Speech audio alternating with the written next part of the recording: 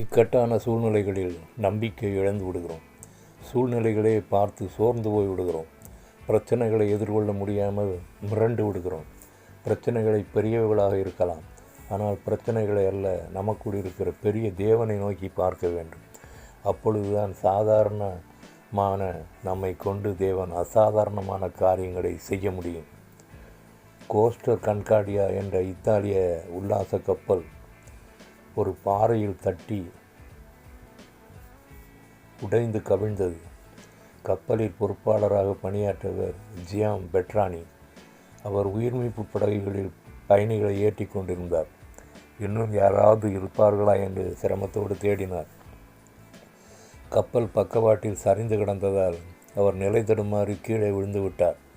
அவரது கால் எலும்பு முறிந்து விட்டதால் அந்த இடத்தை விட்டு சிறிது நகர முடியாமல் அப்படியே வேதனையால் துடித்து கொண்டு கத்திக்கொண்டு இருந்தார்.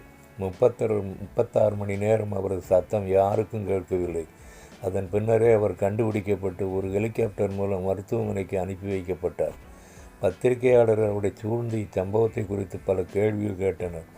அவர் சொன்ன பதில் அனைவரையும் மெய்சிலிர்க்க வைத்தது. மிகுந்த குளிரினாலும் காலில் ஏற்பட்ட முறிவினாலும் என் வேதனையை தாங்க முடியாததாக இருந்தது. ஆனால் எனக்குள் இருந்த நம்பிக்கையை நான் சிறிதும் விடவில்லை. எப்படியாவது உதவி வரும், நான் காப்பாற்றப்படுவேன் என்ற நிச்சயத்தோடு காத்திருந்தேன் என்றார். நாமும் எப்பக்கம் நெருக்கப்பட்டாலும் பின்வாங்கி போவதில்லை என்ற தீராத வைராக்கியம் உள்ளவர்களாக விசுவாசத்தில் வளர வேண்டும். அந்த கப்பல் கன்கார்டியா, கோஸ்டர் கன்கார்டியா, $450 மில்லியன் மதிப்பில் கட்டப்பட்டது. 13/1/2012 33 பயணிகள் இறந்தார்கள். 27 பேர் பயணிகள், 5 பேர் பணியாட்கள், ஒருவர் இன்னொருவர்.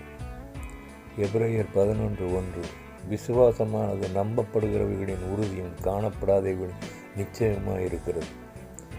Hebrew 11:1 Faith is the substance of things hoped for and the evidence of things not seen. One song. நம்பிக்கைக்கு உரியவரே, நம்பி வந்தேன் சமூகம், நம்புகிறேன் வசனம். உம்மை நம்புகின்ற மனிதர்களை உமது அன்பு சூழ்ந்து கொள்ளும். உள்ளமெல்லா ஆனந்தம் உவசனம் நம்புவதா.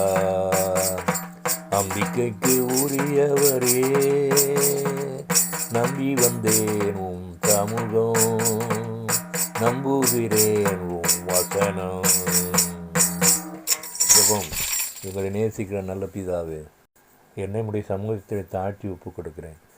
நானும் பாவத்தில் வாழும் மக்களை மீட்க என்னை பயன்படுத்துமாறு யெகோவா மேசியா நாமத்தில் கெஞ்சுகிறேன். பரிசுத்த பிதாவே, ஆமேன்.